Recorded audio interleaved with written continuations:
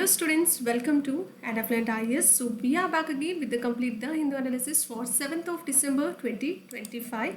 So please be self-motivated so that your preparation zone should not depend upon any of the outsider whosoever it might be, whether you are the person maybe a celebrity or somebody else, but you should not depend upon the exterior or the external person for your motivation.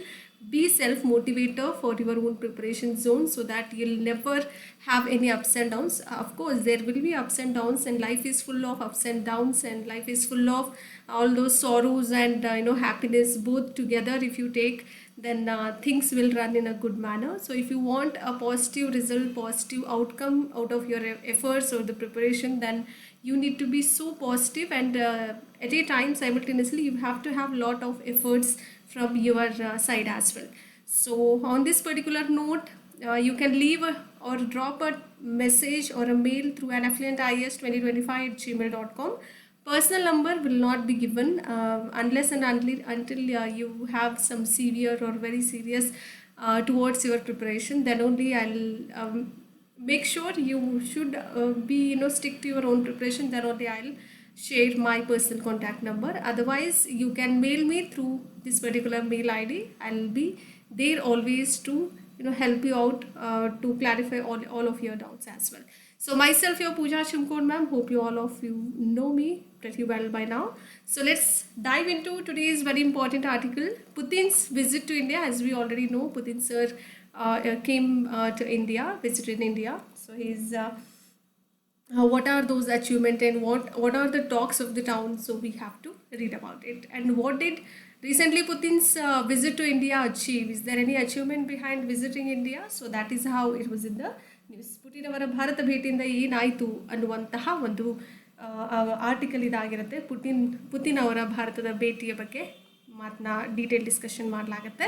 So ಈ ಚರ್ಚೆ ನೋಡೋದಾದರೆ, it has a defence expectation. What are those defence expectations and what is the actual reality behind it? No new defense announcements right after Rajnath Singh's meeting with the Russian defense minister. There are no talks about, or there were no announcements with regards to defense. Okay, defense sector. ರಷ್ಯಾದ ರಕ್ಷಣಾ ಸಚಿವರೊಂದಿಗೆ ರಾಜನಾಥ್ ಸಿಂಗ್ ಅವರೊಂದಿಗಿನ ಭೇಟಿಯ ನಂತರ ಯಾವುದೇ ಹೊಸ ರಕ್ಷಣಾ ಘೋಷಣೆಗಳಾಗಿಲ್ಲ ಅಂತ ಹೇಳಲಾಗ್ತಾ ಇದೆ. Economic cooperation focused upon executing the India-Russia economic cooperation road map for 2030. This is very important. ಆರ್ಥಿಕ ಸಹಕಾರದ ಬಗ್ಗೆ ಮಾತನಾಡಲಾಗ್ತಾ ಇದೆ ಇಲ್ಲಿ. ಭಾರತ ರಷ್ಯಾ ಆರ್ಥಿಕ ಸಹಕಾರದ ಒಂದು ನಕ್ಷೆಯನ್ನು 2030 ಅನ್ನು ಕಾರ್ಯಗತಗೊಳಿಸುವತ್ತ ಗಮನ ಹರಿಸ್ತಾ ಇದ್ದಾರೆ ಅಂತ ಹೇಳಲಾಗ್ತಾ ಇದೆ. It's a road map for 2030 India Russia economic cooperation. They are about to execute this by till 2030. So that is how it was in the news article. Labor mobility agreement got signed up to allow Indian skilled workers, whoever Indian skilled workers are residing in Russia, for them it's a big agreement. Labor mobility agreement has been signed only to allow Indian skilled workers to fill Russia's projected 3 million job shortages by decade end. Okay, so there were 3 million job shortages we can able to see over there. So in order to fulfill all of that, Indian skilled workers, they are allowing to fill all those Russia's related projects. So through an agreement called as labor mobility agreement. ರಷ್ಯಾದ ಈ ಒಂದು ಯೋಜನೆಯನ್ನು ಭಾರತೀಯ ಕೌಶಲ್ಯಪೂರ್ಣ ಕಾರ್ಮಿಕರಿಗೆ ತುಂಬಲಿಕ್ಕೆ ಅವಕಾಶ ನೀಡುವ ಕಾರ್ಮಿಕ ಚಲನಶೀಲತಾ ಒಪ್ಪಂದಕ್ಕೆ ಸಹಿ ಹಾಕಲಾಗಿದ್ದು, ದಶಕದ ಅಂತ್ಯದ ವೇಳೆಗೆ 3 ಮಿಲಿಯನ್ ಉದ್ಯೋಗದ ಕೊರತೆ ಉಂಟಾಗಿದೆ ಅನ್ನುವಂತಹ ಹೇಳಿಕೆಯನ್ನು ನೀಡಲಾಗ್ತಾ ಇದೆ. And Indian and Russian fertilizer companies signed memorandum of undertaking MOU for a urea plant in Russia. Again very important. Bharat ಮತ್ತು ರಷ್ಯಾದ ರಸಗೊಬ್ಬರ ಕಂಪನಿಗಳು ರಷ್ಯಾದಲ್ಲಿ ಯೂರಿಯಾ ಸ್ಥಾವರಕ್ಕಾಗಿ ಒಪ್ಪಂದಕ್ಕೆ ಸಹಿ ಹಾಕಿದವು ಅಂತ ಹೇಳಲಾಗ್ತಾ ಇದೆ. Emphasis on improving trade routes such as Chennai Vladivostok Eastern Maritime Corridor. Okay, Vladivostok Eastern Maritime Corridor. It is between Chennai and Vladivostok Eastern Maritime Corridor. So it is improving a trade route. So that is how it was in the part of the article. Chennai, Vladivostok, Purva Sagara okay, ಕಾರಿಡಾರ್ನಂತಹ ವ್ಯಾಪಾರದ ಮಾರ್ಗಗಳನ್ನು ಸುಧಾರಣೆ ಮಾಡಲಿಕ್ಕೆ ಅಥವಾ ಸುಧಾರಿಸಲಿಕ್ಕೆ ಒತ್ತನ್ನು ಇದ್ರ ಮೂಲಕ ನೀಡಲಾಗ್ತಾ ಇದೆ. So very important article for the day, please to remember. National commission for scheduled caste, again very important, talks of the town, and very important from mains perspective mainly, and for prelims as well, because articles are a part of it. National seminar held to highlight Ambedkar's legacy. So it is talking about Ambedkar's legacy over here. Ambedkar ಅವರ ಪರಂಪರೆಯನ್ನು ಎತ್ತಿ ತೋರಿಸುವಂತಹ ರಾಷ್ಟ್ರೀಯ ವಿಚಾರ ಸಂಕಿರಣ ನಡೀತಾ ಇದೆ ಅಥವಾ ನಡೆಯಿತು ಅಂತ ಹೇಳಾಗ್ತಾ ಇದೆ. ರಾಷ್ಟ್ರೀಯ ಪರಿಶಿಷ್ಟ ಜಾತಿ ಆಯೋಗ ಅಂತ ಬಂದಾಗ ಅಲ್ಲಿ ಅಂಬೇಡ್ಕರ್ ಸರ್ ಅವರ ಒಂದು ಏನಂತಾರೆ, ಅವರ ಒಂದು ರೋಲ್ ತುಂಬಾ ಪ್ರಮುಖವಾದಂಥ ಪಾತ್ರ ಅವರದ್ದಾಗಿರುತ್ತೆ. ಸೊ ಅದ್ರ ಬಗ್ಗೆ ಡೀಟೇಲ್ ಅನಾಲಿಸಿಸ್ ಮಾಡೋಣ. If we speak mostly about NCSC because very important for your exam. Established under Article 338 of the Constitution of India. Bharat ಸಂವಿಧಾನದ 338ನೇ ವಿಧಿ ಅಡಿಯಲ್ಲಿ ಸ್ಥಾಪನೆಗೊಂಡಿರುವಂಥದ್ದು. And this particular article mandates the formation of a commission to inquire into specific complaints regarding the violation of the rights of scheduled caste and evaluate the effectiveness of various welfare schemes designed for their upliftment. In order to uplift their particular for their welfare, so they need to uplift those scheduled caste people. So in order to have lot of welfare schemes for that particular caste, so this particular article has mandated so many things, specific complaints regarding violation of the SC caste. If you even speak about caste, SC caste, then you are being fired, in the sense you will be taken into a custody. So that is how it was. So seriously, you should not violate anyone's rights through their religion or their caste. Okay, so that is how it was a part of our article, very important from polity perspective. ಈ ಲೇಖನವು ಪರಿಶಿಷ್ಟ ಜಾತಿಗಳ ಹಕ್ಕುಗಳ ಉಲ್ಲಂಘನೆಗೆ ಸಂಬಂಧಿಸಿದ ನಿರ್ದಿಷ್ಟ ದೂರುಗಳನ್ನು ವಿಚಾರಣೆ ಮಾಡಲಿಕ್ಕೆ ಮತ್ತು ಅವರ ಉನ್ನತಿಗಾಗಿ ವಿನ್ಯಾಸಗೊಳಿಸಲಾದಂತಹ ವಿವಿಧ ಕಲ್ಯಾಣ ಯೋಜನೆಗಳ ಪರಿಣಾಮಕಾರಿತ್ವವನ್ನು ಮೌಲ್ಯಮಾಪನ ಮಾಡಲಿಕ್ಕೆ ಆಯೋಗವನ್ನು ರಚಿಸುವುದನ್ನು ಕಡ್ಡಾಯಗೊಳಿಸಿದೆ ಅಂತ ಹೇಳಲಾಗ್ತಾ ಇದೆ. According to article 366 of subclause 24, again one more article, under this particular article of the Indian Constitution, there is a particular mentioned they have mentioned well about scheduled caste. What is that? We'll be watching over here, or we will be looking about the article, what it is exactly saying and which article it is pointing out altogether again further. Scheduled caste means such castes, races or tribes or parts of our groups within such castes or races or tribes as are deemed under Article 341. Under this particular Article 366 subclause 24 of our Indian Constitution, there is a saying about scheduled caste means there is a caste, race or tribe or a part of a group within such castes only, race or tribe. It has been deemed under Article 341. Do not get confused. All these things has been mentioned in Article 341, and all these are mentioned in Article 366 subclause 24 to be scheduled caste for this particular constitution. Very, very important. Do not get confused again. ಭಾರತೀಯ ಸಂವಿಧಾನದ 366 ಅದರ ಸಬ್ class ಅಂತಲೇ ಕರೆಯಲಾಗುತ್ತೆ. 24ನೇ ವಿಧಿಯ ಪ್ರಕಾರ ಪರಿಶಿಷ್ಟ ಜಾತಿಗಳು ಅಂದರೆ ಈ ಸಂವಿಧಾನದ 341ನೇ ವಿಧಿಯ ಅಡಿಯಲ್ಲಿ ಬರುವಂಥದ್ದು ಪರಿಶಿಷ್ಟ ಜಾತಿಗಳೆಂದು ಪರಿಗಣಿಸಲಾದಂತಹ ಜಾತಿಗಳು, ಜನಾಂಗಗಳು ಅಥವಾ ಬುಡಕಟ್ಟುಗಳು ಅಥವಾ ಅಂತಹ ಜಾತಿಗಳಾಗಿರ್ಬೋದು, ಜನಾಂಗಗಳಾಗಿರ್ಬೋದು ಅಥವಾ ಬುಡಕಟ್ಟುಗಳೊಳಗಿನ ಭಾಗಗಳು ಅಥವಾ ಗುಂಪುಗಳು ಅನ್ನುವಂಥದ್ದನ್ನ ಈ ವಿಧಿ 341ರಲ್ಲಿ ಹೇಳಿರುವುದಾಗಿ 366 ಸಬ್ಕ್ಲಾಸ್ 24ನೇ ವಿಧಿಯಲ್ಲಿ ಹೇಳಲಾಗ್ತಾ ಇದೆ. Okay, and furthermore, if you are talking about Article 341 subclause 1, under this it empowers the President to specify through public notification the castes, races or tribes deemed to be scheduled caste in any state or union territory or UT after consulting respective governor. Very important. 341 subclause 1 again. Under this particular article we do have subclause. So what it says, so that is most important. 341 subclass 1ರಲ್ಲಿ ಆ ವಿಧಿಯು ಏನು ಹೇಳುತ್ತೆ ಅಂದರೆ, ರಾಷ್ಟ್ರಪತಿಗಳಿಗೆ ಸಾರ್ವಜನಿಕ ಅಧಿಸೂಚನೆಯ ಮೂಲಕ ಯಾವುದೇ ರಾಜ್ಯ ಅಥವಾ ಕೇಂದ್ರಾಡಳಿತ ಪ್ರದೇಶದಲ್ಲಿ ಪರಿಶಿಷ್ಟ ಜಾತಿಗಳೆಂದು ಪರಿಗಣಿಸಲಾದಂತಹ ಜಾತಿಗಳಾಗಿರಬಹುದು, ಜನಾಂಗಗಳಾಗಿರಬಹುದು ಅಥವಾ ಬುಡಕಟ್ಟುಗಳನ್ನು ಆಯಾ ರಾಜ್ಯಪಾಲರೊಂದಿಗೆ ಸಮಾಲೋಚಿಸಿದ ನಂತರ ನಿರ್ದಿಷ್ಟಪಡಿಸುವ ಅಧಿಕಾರವನ್ನು ನೀಡುತ್ತೆ ಅಂತ ಹೇಳಲಾಗ್ತಾ ಇದೆ. And if you move on to the same topic, that is National Commission for Scheduled Caste, it has a very important year-wise we do have there is a lot of upgradation had happened for SC and STs also. So let's begin with that also. Let's continue with that. In 1978, what happened? The government created a non-statutory commission for SCs and STs. Right after 1978, there is a non-statutory commission has been created for SCs and STs. Very important. 1978ರಲ್ಲಿ ಸರ್ಕಾರ ಏನು ಮಾಡಿದೆ, SC ಅಂದರೆ ಪರಿಶಿಷ್ಟ ಜಾತಿ ಮತ್ತು ಪರಿಶಿಷ್ಟ ಪಂಗಡಗಳಿಗಾಗಿ ಶಾಸನಬದ್ಧವಲ್ಲದ ಆಯೋಗವನ್ನು ರಚಿಸಿತ್ತು. ಯಾವಾಗ? 1978ರಲ್ಲಿ. Next, in 1987 it was renamed the National Commission for SCs and STs. Earlier it was made as a non-statutory commission for SCs and STs, and in 1987 they have renamed this non-statutory commission as National Commission for SCs and STs. 1987ರಲ್ಲಿ ಏನು ಮಾಡಿದ್ರು, ಇದನ್ನು ರಾಷ್ಟ್ರೀಯ ಪರಿಶಿಷ್ಟ ಜಾತಿ ಮತ್ತು ಪರಿಶಿಷ್ಟ ಪಂಗಡಗಳ ಆಯೋಗ ಅಂತಲೇ ಮರುನಾಮಕರಣ ಮಾಡಲಾಯಿತು.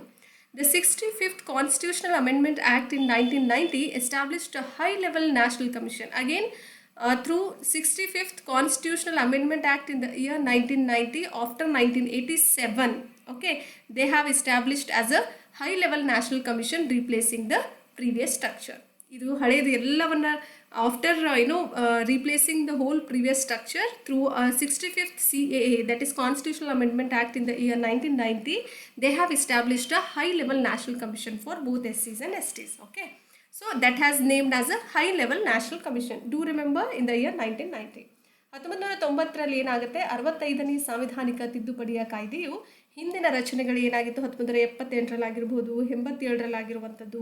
ಸೊ ಇದೆಲ್ಲ ಕಾಯ್ದೆಯು ಹಿಂದಿನ ರಚನೆಯನ್ನು ಬದಲಾಯಿಸುವ ಮೂಲಕ ಉನ್ನತ ಮಟ್ಟದ ರಾಷ್ಟ್ರೀಯ ಆಯೋಗ ಅಂತಲೇ ಸ್ಥಾಪಿಸಲಾಯಿತು. And in the year 2003, the 89th Constitutional Amendment Act, okay, through 89th CAA, split this commission into two separate bodies here. One is called as, they have separated right after high-level national commission, okay, under 65th Constitutional Amendment Act. Later on in the year 2003, through 89th Constitutional Amendment Act, what they have made, they have separated into two important bodies. One is called as National Commission for Scheduled Caste and another one is National Commission for Scheduled Tribes. Very, very important. 2003ರಲ್ಲಿ 89ನೇ ಸಾಂವಿಧಾನಿಕ ತಿದ್ದುಪಡಿ ಕಾಯ್ದೆಯು ಈ ಆಯೋಗವನ್ನು ಏನು ಮಾಡುತ್ತೆ, ಎರಡು ಪ್ರತ್ಯೇಕ ಸಂಸ್ಥೆಗಳಾಗಿ ವಿಭಜಿಸುತ್ತೆ. ಒಂದು ನೋಡೋದಾದರೆ ರಾಷ್ಟ್ರೀಯ ಪರಿಶಿಷ್ಟ ಜಾತಿಗಳ ಆಯೋಗ ಆದರೆ, ಇನ್ನೊಂದು ರಾಷ್ಟ್ರೀಯ ಪರಿಶಿಷ್ಟ ಪಂಗಡಗಳ ಆಯೋಗ ಅಂತಲೇ ಮಾಡಿರ್ತಾರೆ. Okay, The National Commission for Scheduled Caste was formally established in the year 2004 to better address the needs of scheduled caste communities in India. Very, very important. ಭಾರತದಲ್ಲಿನ ಪರಿಶಿಷ್ಟ ಜಾತಿ ಸಮುದಾಯಗಳ ಅಗತ್ಯಗಳನ್ನು ಉತ್ತಮವಾಗಿ ಪರಿಹರಿಸಲಿಕ್ಕೆ 2004ರಲ್ಲಿ ರಾಷ್ಟ್ರೀಯ ಪರಿಶಿಷ್ಟ ಜಾತಿ ಆಯೋಗವನ್ನು ಔಪಚಾರಿಕವಾಗಿ ಸ್ಥಾಪನೆ ಮಾಡಲಾಯಿತು. So very very important. Schedule caste National Commission for Scheduled Caste SCs formally established in the year 2004 only in order to make them or in order to address them better for the needs of scheduled caste communities throughout India. So very, very important. Please make a note of it. UNRWA. So what is this? It stands for United Nations Relief and Work Agency, and this particular agency works for Palestinian refugees. So do remember, again very important. India has recently voted in favor of UN General Assembly, United Nations General Assembly resolution renewing the mandate of the UNRWA, that is United Nations Relief and Work Agency for Palestine refugees for the next 3 years. That is how it was in the news. ಭಾರತವು ಮುಂದಿನ 3 ವರ್ಷಗಳ ಕಾಲ Palestine ನಿರಾಶ್ರಿತರಿಗೆ ವಿಶ್ವಸಂಸ್ಥೆಯ ಪರಿಹಾರ ಮತ್ತು ಕಾರ್ಯಸಂಸ್ಥೆಯ ಆದೇಶವನ್ನು ನವೀಕರಿಸುವ ವಿಶ್ವಸಂಸ್ಥೆಯ ಸಾಮಾನ್ಯ ಸಭೆ UNG ಅಂತ ಕರಿತೀವಿ, ಮರು ಪರಿಹಾರದ ಪರವಾಗಿ ಮತವನ್ನು ಚಲಾಯಿಸಿದೆ ಅಂತ ಹೇಳಲಾಗ್ತಾ ಇದೆ. ಸೊ ಅದಕ್ಕೆ ಇದು ಸುದ್ದಿಯಲ್ಲಿರುವಂಥದ್ದು. So if we read about what is this UNRWA, so we need to have a light brush up we have to do. What is the background behind it? So we need to remember that, read out that, that's it is enough for your exam. Beginning operations has been done in the year 1950. UNRWA was originally headquartered in Beirut but was moved later on to Vienna in the year 1978. In the year operations has been done from the year 1950, and earlier headquarter was Beirut, and later on it has been moved on to Vienna in the year 1978. Please do remember. 1950ರಲ್ಲಿ ಕಾರ್ಯಾಚರಣೆ ಪ್ರಾರಂಭಿಸಿದ ನಂತರ UNRWA ಮೂಲತಃ ಬೇರೂತ್ನಲ್ಲಿ ತನ್ನ ಪ್ರಧಾನ ಕಚೇರಿಯನ್ನು ಹೊಂದಿರುವಂಥದ್ದು ಅಲ್ವಾ. ಅದಾದಮೇಲೆ 1978ರಲ್ಲಿ ಏನಾಗುತ್ತೆ, ವಿಯೆನ್ನಾಕ್ಕೆ ಸ್ಥಳಾಂತರಗೊಂಡಿತು ಅಂತ ಹೇಳಲಾಗ್ತಾ ಇದೆ. Following the conclusion of the Oslo accords in the early 1990s. In 1990s, through Oslo Accords, the General Assembly moved the agency. General Assembly has been moved, this particular agency, to the Gaza Strip in the year 1996 to demonstrate the General Assembly's commitment to the Arab-Israeli peace process. So this particular accord has been made only to help out or to make peace with the Palestinian people. Okay, so it is overall this particular thing has been made for Palestine refugees. So that is how it was in the news. Very very important. 1990ರ ದಶಕದ ಆರಂಭದಲ್ಲಿ Oslo ಒಪ್ಪಂದಗಳು ಮುಕ್ತಾಯಗೊಂಡ ನಂತರ Arab Israeli ಶಾಂತಿಗೋಸ್ಕರ ಸಾಮಾನ್ಯ ಸಭೆಯ ಬದ್ಧತೆಯನ್ನು ಪ್ರದರ್ಶಿಸಲಿಕ್ಕೆ ಸಾಮಾನ್ಯ ಸಭೆಯು 1996ರಲ್ಲಿ ಏಜೆನ್ಸಿಯನ್ನು ಗಾಜಾ ಪಟ್ಟಿಗೆ ಸ್ಥಳಾಂತರ ಅಂದರೆ ಗಾಜಾ ಸ್ಟ್ರಿಪ್ಗೆ ಸ್ಥಳಾಂತರಿಸಿತು ಅಂತ ಹೇಳಲಾಗ್ತಾ ಇದೆ. So again very important news. It is a PIB news. Hornbill Festival for the year 2025. So what it is festival, where it is been celebrated. So that is very important from your exam point of view. How it looks alike. You can see a image over here. So Hornbill Festival celebrated in Nagaland. It is a northeastern state, as you already knew it. Joined as a partner country. So they were partner countries. Known as partner countries are Switzerland, Ireland and United Kingdom, UK. So all these countries are joined as a partner countries for Hornbill Festival 2025 this year, and held at the iconic Kisama Heritage Village. So held this particular festival in iconic Kisama Heritage Village. Do remember, very very very important. ನಾಗಾಲ್ಯಾಂಡಲ್ಲಿ Hornbill ಉತ್ಸವವನ್ನು ಆಚರಿಸಲಾಗಿತ್ತು. Hornbill 2025ರ ಪಾಲುದಾರ ರಾಷ್ಟ್ರಗಳಾಗಿ Switzerland, Ireland ಮತ್ತು United Ireland ಅಂತ ಕರಿತೀವಿ. Iceland ಬೇರೆ, ಐರ್ಲ್ಯಾಂಡ್ ಬೇರೆ. ಓಕೆ, ಐರ್ಲ್ಯಾಂಡ್ ಮತ್ತು ಯುನೈಟೆಡ್ ಕಿಂಗ್ಡಮ್ ಸೇರಿಕೊಂಡಿರುವಂಥದ್ದು. ಐತಿಹಾಸಿಕ ಕಿಸಾಮ ಹೆರಿಟೇಜ್ ಗ್ರಾಮದಲ್ಲಿ ಈ ಒಂದು ಹಾರ್ನ್ಬಿಲ್ ಅನ್ನುವಂತಹ ಒಂದು ಉತ್ಸವವನ್ನು ಆಚರಣೆ ಮಾಡಲಾಯಿತು, ಅಲ್ಲೇ ನಡೆಯಿತು ಅಂತ ಹೇಳಲಾಗ್ತಾ ಇದೆ. ಸೊ ಎಲ್ರಿಗೂ ಅರ್ಥ ಆಗಿದೆ ಅಂತ ಭಾವಿಸ್ತಾ ಇಲ್ಲಿಗೆ ಮುಕ್ತಾಯಗೊಳಿಸುವಂಥ ಸಮಯ. ಸೊ ಹಾಗಾಗಿ so every one of you understood with a clear understanding from your end as well. So if you understood in a well manner, if you loved it, if you enjoyed the session, so you cannot rely upon any of the institutional materials for current events content. You can completely rely upon our YouTube channel for this particular thing, because we'll do it to the point for your UPSC and any of the state public service examination perspectives only. So do not go here and there and do not waste your time, because time is very precious and this is the right time for your current affairs. Please go through on a day-to-day basis. I am doing only for you guys, not for my sake. Okay, so it is for you. It's a free platform. Make benefit, utilize as much as you can from your end.